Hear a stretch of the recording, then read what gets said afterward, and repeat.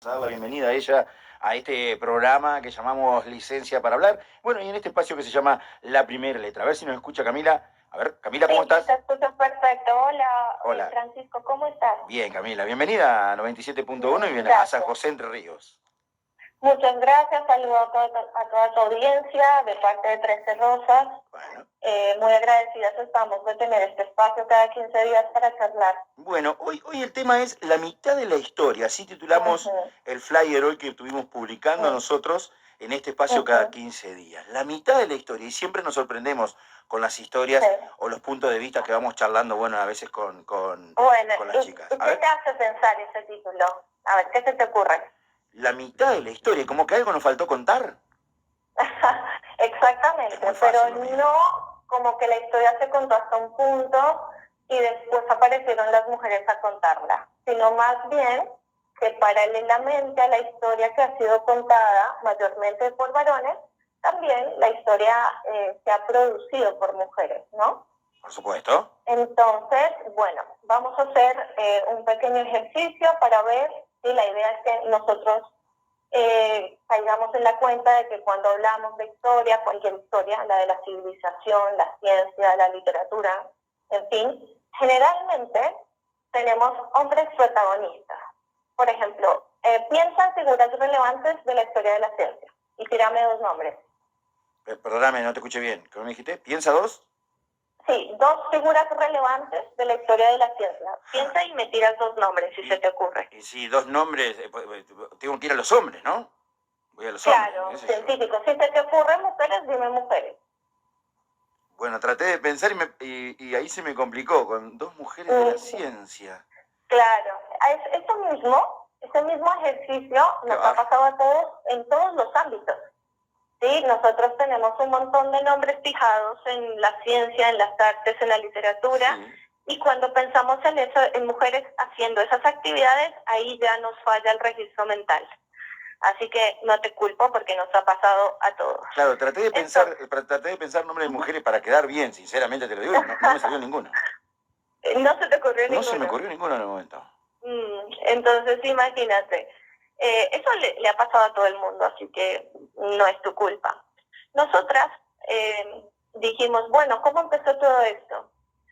¿Qué fue lo que pasó o ha sido desde siempre así? ¿Qué pasó para que en la repartija a unos les haya tocado inventar, construir, dar nombre a las cosas y a nosotras nos haya tocado ser las laterales, ¿no? Sí. Estar a la sombra, la compañera. Sí. Porque, por ejemplo, has visto que cuando se describen biografías de varones, te sale alguna mujer, pero generalmente fue la musa, la compañera, él se inspiró en ella para escribir poemas. Generalmente son personajes pasivos, ¿no? Sí, por supuesto. Exactamente. Sí. Bueno, entonces, frente a estas preguntas, nosotras identificamos una subordinación o una segregación que ha sido empleada inicialmente por el sexo, es decir, por ser mujeres. ¿Qué quiere decir eso? Ser mujer, que ya lo hemos hablado en otras columnas anteriores, es la hembra humana. Ser la hembra humana es la que tiene la capacidad de reproducir a la especie. Entonces, en esa distinción que las mujeres tenemos con los varones, ahí se ubicó la razón por la que las mujeres cuidan, crían, y los varones construyen, investigan, tienen aventuras afuera, y las mujeres están un poco más condenadas o aplazadas, ¿no? Así es. Entonces, bueno, gracias a esa subordinación, sí, que ha sido por sexo, nosotros pensamos, bueno, si nos vamos a los primeros grupos humanos o a las primeras civilizaciones, también podemos ver esa misma repartija de ocupaciones. Y ya después, si hablamos de temas más teológicos, por ejemplo, Jesús, la Virgen María también tienen roles muy marcados, ¿no? La Virgen María es criadora, cuidadora, y Jesús, los 12 discípulos, tienen roles activos, heroicos, interesantes, ¿no? Lo mismo Adán y Eva. Adán nombró las cosas. Eva es una extensión de su costilla. Entonces, digamos que consciente o inconscientemente hemos reproducido estos roles. estas situaciones en las que las mujeres hacen ciertas cosas y los varones otras. ¿Me sigues? Sí, te estoy siguiendo. Excelente. Bueno, este resultado tiene que ver con el inicio del patriarcado, ¿no? Como te decía antes, los hombres están más relacionados a la producción y las mujeres más relacionadas a la conservación, ya sea de la familia, de la naturaleza, con la agricultura, la conservación de los espacios. Bueno, cuando se inventaron esta división de los trabajos, ahí fue que las mujeres encontramos este destino, ¿no? Y que hemos seguido reproduciendo como sociedad para estar nosotras más ajenas a la producción del conocimiento. Entonces ahí, por ejemplo, te cuento la historia de Hedy Lamarr, que fue una austríaca. Esto fue más o menos en la Segunda Guerra Mundial. Ella fue la creadora de unos sistemas de comunicación similares al Wi-Fi, a lo que hoy llamaríamos el Wi-Fi. Pero imagínate, esto era muy sofisticado para la época y se usó para identificar submarinos enemigos dentro de la región marítima. Sin embargo, Hedy Lamarr es conocida porque era muy linda, porque era actriz, porque era preciosa, tenía una cara angelical. Y estas otras características de su producción científica recién se están rescatando ahora. Incluso para que nosotros podamos hacer esta comunicación necesitamos el Wi-Fi, ¿no? Entonces, bueno, en este sentido de todo lo que te conté, nosotras, las chicas de 13 Rosas, con estas preguntas, pero Camila, perdóname que te corte, perdóname. Entonces vos me estás marcando que una figura, en este caso que ha creado un elemento muy importante, un ser humano que ha creado un se hizo más visible por su belleza, por ser mujer y por su belleza de mujer, que por el hecho de lo que había realmente construido, descubierto. Claro, digamos que ser bella o no ser bella siempre es algo que es muy importante en las biografías de las mujeres, ¿no? No importa si ella fue una genia, la gente tiene que decir que fue muy hermosa, o que ese mérito se lo gana por ser hermosa, ¿bien? Que es algo que de los hombres no nos importa mucho. Si fue un genio no nos interesa mucho saber si era guapo, si era lindo, o cojo, lo que sea, ¿no? Bueno, entonces, en este sentido, nosotras iniciamos este proyecto que se llama La mitad de la historia. Es un proyecto que tiene como propósito recordar que sí hubo, que sí ha habido, que hay y habrá, hay todas las conjugaciones del verbo haber, sí habrá mujeres inventoras y hacedoras de la historia, y que ese no encontrarlas, que te pasó a ti cuando te pregunté, nos ha pasado a todos. Y ha sido parte de la opresión ejercida por un grupo, que en este caso sería la opresión de los varones hacia el grupo de las mujeres. Y bueno, nosotras rescatamos esas historias, rescatamos esas biografías e intentamos revivir la obra, ¿sí? Su paso por la historia de la humanidad, qué hizo, quién fue, cuáles eran sus preocupaciones, porque esto también nos hace abrir los ojos y ver que la preocupación por la humanidad, por la sociedad, no solo fue un deseo de los varones, las mujeres también tenían ese deseo de saber, de conocer, de inventar, ¿no? Bueno, y cuando nos hemos dado cuenta de esto, vamos a revisar las currículas estudiantiles y vemos que también hay una ausencia de mujeres muy grandes, ¿no? Que tenemos... Pero, ¿en la historia en sí, Camila? ¿En la historia sí o en los hechos? La historia no cuenta... No. A ver. Claro, cuando nosotros revisamos el currículo estudiantil, por ejemplo, si nosotros vamos a ver los libros de historia con los que tú estudiaste, o por lo menos con los que yo estudié, nos aparecían por ahí 2 o 3 mujeres científicas, Marie Curie, por ejemplo, aparecía, y después toda la historia de la ciencia contada con nombres de varones, ¿sí? Y no fue precisamente que en el 2000 los varones, los historiadores dijeron, oigamos a las mujeres y no las vamos a poner en los libros de ciencia de este año. No fue así. Ha sido un proceso que al principio, por supuesto, que fue consciente gracias a esta división sexual del trabajo, y después se reprodujo de forma inconsciente, ¿no? Entonces, esto lo vemos desde el inicio del patriarcado. las instituciones, los historiadores no han considerado relevante recoger, curar estas historias, y al día de hoy incluso nosotras que buscamos con voluntad, no la pueden encontrar. nos cuesta encontrarlas. Bien. ¿Sí? Y a veces, como de tanto repetir las historias de los varones, nos las sabemos de memoria, pero después no nos acordamos de las historias de las mujeres. Entonces, mira, nomás para tirarte un dato, A ver. desde el inicio de las civilizaciones, los hombres han sido navegantes para encontrar otras rutas de comercio, han sido navegantes para encontrar otras tierras, ¿sí? Esto lo tenemos desde el inicio de la civilización. Mientras que la primera mujer que fue tripulante en un buque con propósitos científicos fue en 1950, o sea, ayer prácticamente. Muy poco, sí. Exacto, imagínate, cuando los hombres ya eran unos maestros de la navegación. Entonces, nosotros como frente a esa ausencia, decidimos hacer este trabajo y nosotras hacemos unas placas que son pequeñas biografías que hacen las veces de invitación o ponemos algunos eventos importantes de interés para que las personas vayan y investiguen más sobre ellas y lean más sobre ellas. Si son profesoras, profesores, talleristas, la idea es que las vayan incluyendo en el corpus que manejan. Así nosotros y toda la población va aumentando este conocimiento de las mujeres de la historia, que la verdad sí. Ha habido mucho pensamiento activo, sí. Ha habido mucha obra activa, lo que pasa es que no las conocemos, ¿ya? Camila, sí, yo te llevo, ¿no? Yo te entiendo a dónde querés ir, pero yo te pregunto, las mujeres historiadoras tampoco reproducen en sus libros de historia o en su historia a las mujeres en la historia, espero que me hayan entendido, ¿no? Vos me decís, los historiadores somos hombres, bueno, sí, puede ser la mayoría hombres, los que cuentan la historia son hombres y desde un punto de vista machista. Ahora, las mujeres que cuentan la historia, ¿cometen el mismo error? ¿Siempre es el hombre el que hace la historia en esos libros? ¿O también hay mujeres?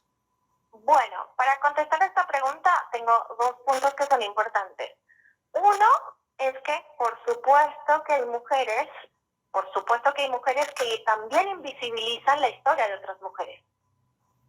No es por el hecho de que tú seas mujer vas a tener un deseo vindicador de la historia de otras mujeres, ¿no? Hay mujeres que también historiadoras y se han dedicado a reproducir estos mismos corpus que tienen ausencia de mujeres.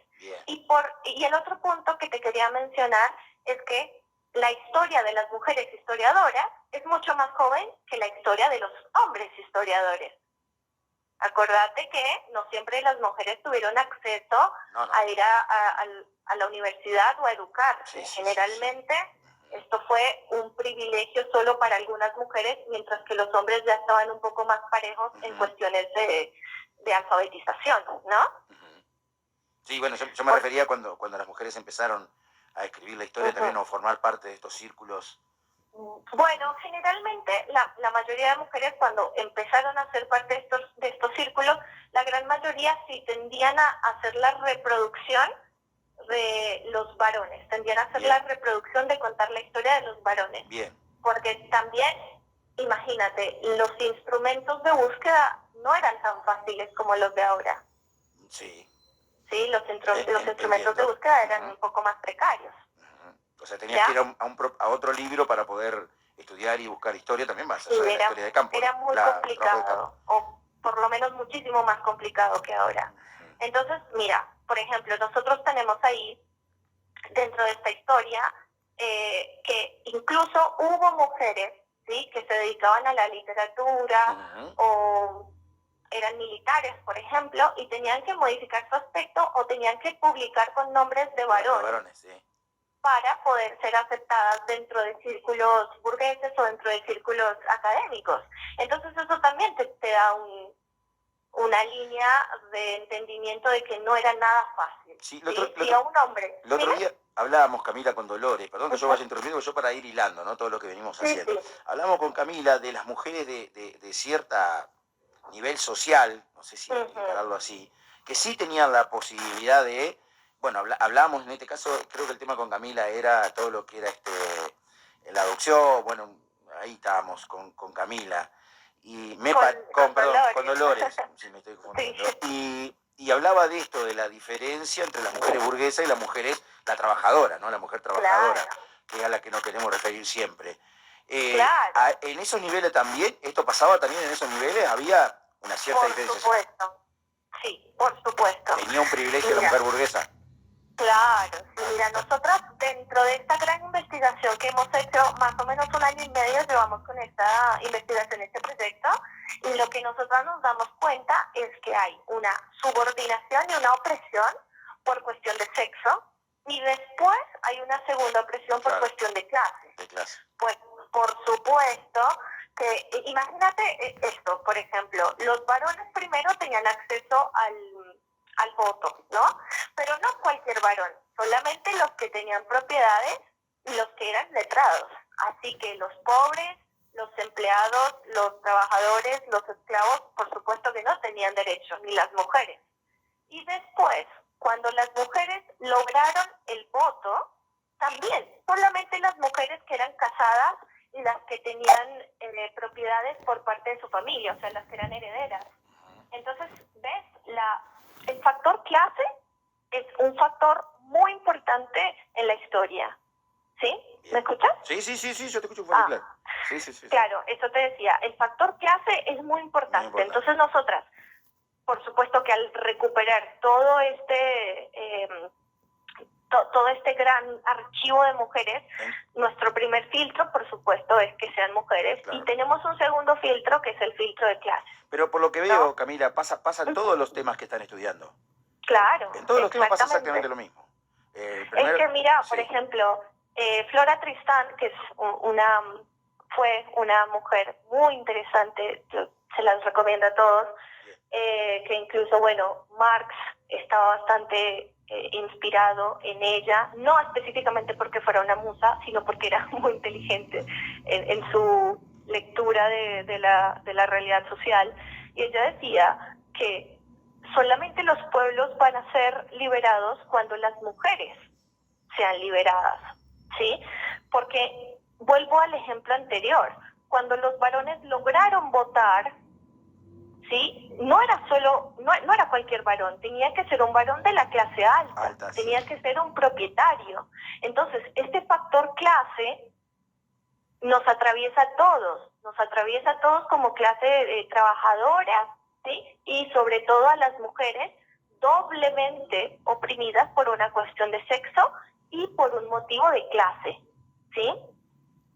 Entonces, bajo estas premisas nosotras hacemos ese doble filtro, el filtro de recoger un archivo que sea de una historia contada por el ánimo de las mujeres y una historia contada por las mujeres que tenían una preocupación social o que tenían una fuerte conciencia de clase. Por ejemplo, no te voy a contar la historia de la reina Elizabeth.